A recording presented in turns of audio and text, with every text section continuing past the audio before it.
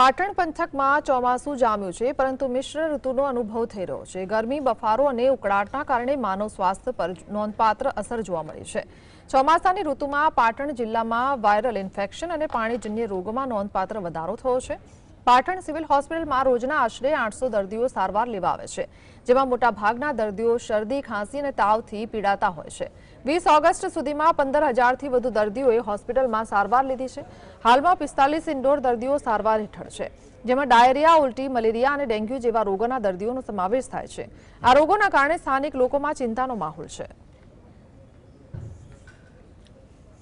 જોવા જઈએ તો ઓપીડીના કેસોની અંદર જે રૂટીનલી આપણે માસિક જે 10 થી 12,000ના કેસો જોવા મળતા હોય છે, ઓપીડીમાં નોંધાતા હોય છે, એની જગ્યાએ અત્યારે 15 થી 16,000 જેટલા કેસો ઓપીડીમાં નોંધાઈ રહ્યા છે।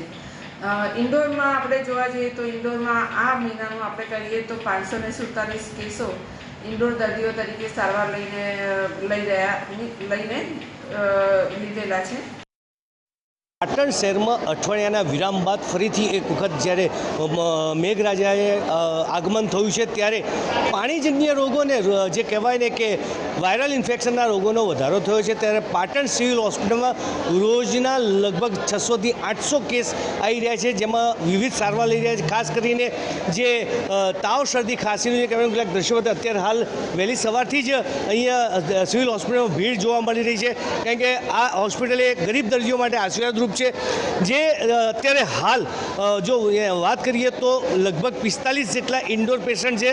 સાથે સાથે અહીંયા હાલ જે લેબોરેટરી છે, એ લેબોરેટરીની વાત કરીએ તો લેબોરેટરીમાં રોજના 600 જેટલા જે દર્દીઓ છે એ લોકોને તપાસ કરવામાં આવે છે, એ લોકોના રિપોર્ટ કાઢવામાં આવે છે। અને હાલ અત્યારે જે રીતે પાણીજન્ય રોગોને કારણે ક્યાંક ને ક્યાંક દર્દીઓમાં વધારો થયો છે, કારણ કે વરસાદના પાણી સાથે ભૂગર્ભના પાણી મળી જતાં જે પાઇપલાઇનો લીકેજ થતી હોય છે, એને કારણે પાણીનો જે વપરાશ કરવામાં આવે છે ડોળું બનતા ક્યાંક ને ક્યાંક આમાં પણ ડાયરિયા અને ઉલટીના કેસ, વોમિટિંગના કેસ પણ વધી રહ્યા છે। અલ્કેશ પંડ્યા, GSTV, પાટણ।